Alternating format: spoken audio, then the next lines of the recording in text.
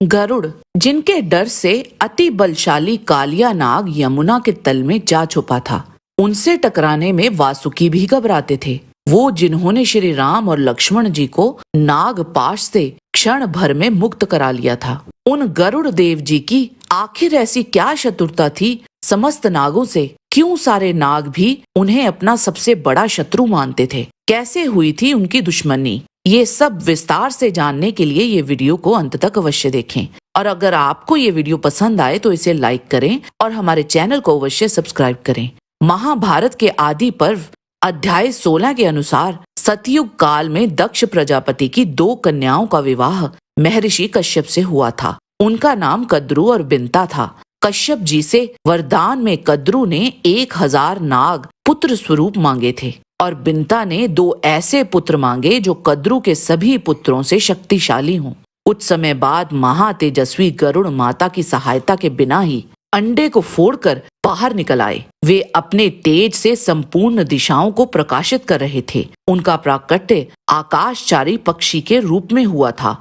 एक समय की बात है, एक सुंदर अश्व को देखकर जो समुद्र मंथन से उत्पन्न हुआ था, कद्रू ने बिंता से कहा कि बताओ जरा, ये अश्व किस रंग का है? बिंता बोली, ये अश्व श्वेत रंग का है। तब कद्रू बोली, हो सकता है ये अश्व का रंग सफेद हो, परंतु इसकी पूंछ को तो मैं काले रंग का मानती हूँ। बिंता बोली, इसकी पूंछ भी सफेद ही है। तब कद्रू बोली, आओ दासी होने की शर्त रखकर मेरे साथ बाजी लगाओ। यदि तुम्हारी बात ठीक हुई तो मैं दासी बनकर रहूंगी, अन्यथा तुम्हें मेरी दासी बनना होगा। तब कद्रू ने षड्यंत्र रचा और अपने सर्प पुत्रों की सहायता ली। वे सर्प रंग बदलकर उस अश्व की पूंछ से लिपट गए, जिसके कारण बिंता कद्रू से शर्त हार गई और उसे दासी बनना पड़ा। कुछ समय उपरांत गरुड़ ने अपनी माँ से पूछा कि आप और मैं इन सर्पों की आज्ञा का पालन क्यों करते हैं? तब बिंता ने गरुड़ को सब बताया। तब गरुड़ इस गुलामी से मुक्त होने के लिए नागों के पास गए और उनसे पूछा कि बताओ, मैं तुम्हारे लिए ऐसा क्या करूं कि मैं और मेरी माँ तुम्हारे दास ना रहें? नाग बोले, गरुड़, तुम पराक्रम करके हमारे लिए अमृत ला दो, इससे तुम्हें दास्य भाव से छुटकारा मिल जाएगा। तब गरुड़ अमृत लेने के लिए इंद्रलोक पहुंच गए। इंद्र के कहने पर समस्त देवतागण अमृत को चारों ओर से घेर कर खड़े हो गए। उसी समय पक्षीराज गरुड़ तुरंत ही देवताओं के पास जा पहुंचे। गरुड़ ने वहां समस्त देवों को, वसुओं को, गंधर्वों को, रुद्रों को, यक्षों को तथा अश्विनी कुमारों को अकेले ही पराजित कर दिया। फिर वे अमृत की ओर झपटे और अमृत के पात्र को उठाकर बड़ी तेजी के साथ वहां से उड़ चले। अभी गरुड़ थोड़ा आगे ही बढ़े थे कि इंद्र उनके सामने आ गए और उन्होंने अपना वज्र गरुड़ पर चला दिया। उस वज्र का गरुड़ पर जरा सा भी असर नहीं हुआ और वह विफल हो गया।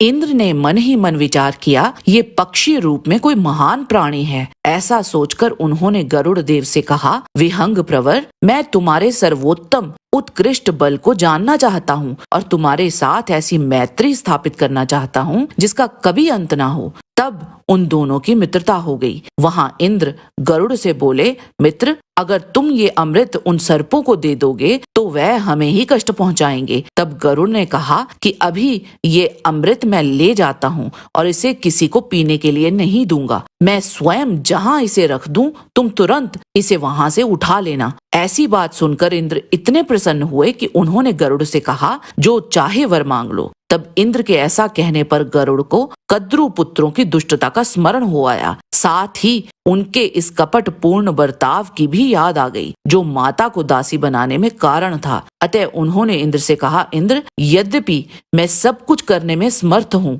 तो भी तुम्हारी इस याचना को पूर्ण करूंगा कि अमृत दूसरों को ना दिया जाए। साथ ही तुम्हारे कथना अनुसार ये वर भी मांगता हूँ कि महाबली सर्प मेरे भोजन की सामग्री हो जाएं। इसके उपरांत अमृत लेकर वह समस्त सर्पों से बोले, मैंने तुम्हारे लिए ये अमृत ला दिया है। तुमने मुझसे जो बातें कही थी वो मैंने पूर्ण कर दी हैं। उनके अनुसार आज से मेरी ये माता दासीपन से मुक्त हो जाएं। अब शीघ्र जाओ और स्नान कर लो और फिर इस अमृत का पान करो। इसी बीच में इंद्र वह अमृत लेकर पुनः स्वर्ग लोक को चले गए। इसके अनंतर अमृत पीने की इच्छा वाले सर्प स्नान करके उस स्थान पर आए जहाँ कुश के आसन पर अमृत रखा गया था। आने पर उन्हें मालूम हुआ कि कोई उसे हर ले गया है। फिर ये समझकर कि यहाँ अमृत रखा गया था, इसीलिए संभव है इसमें उसका कुछ अंश लगा हो, सर्पों ने उस समय कुशों को ही चाटना शुरू कर दिया। ऐसा करने से सर्पों की जीभ के 2 भाग हो गए। इस प्रकार महात्मा गरुड़ ने देवलोक से अमृत का अपहरण किया और सर्पों के समीप तक उसे पहुंचाया। साथ ही सर्पों को 2 जिह्वाओं से युक्त बना दिया। उस समय से गरुड़ अत्यंत प्रसन्न होकर वन में इच्छा अनुसार घूमने फिरने लगे। वे सर्पों को खाते और पक्षियों से सादर सम्मानित होकर अपनी उज्जवल कीर्ति चारों ओर फैलाते हुए माता बिंता को आनंद देने लगे। आज के वीडियो में बस इतना ही। आशा करते हैं कि आपको हमारा ये वीडियो पसंद आया होगा। कृपया इसे लाइक और शेयर अवश्य करें। किसी भी प्रकार की त्रुटि के लिए आप सबसे क्षमा याचना करते हुए आपसे निवेदन है कि प्रेम पूर्वक परम पिता परमात्मा को मन में धारण करें और बोलें, वैदिक सनातन धर्म की सदा ही जय।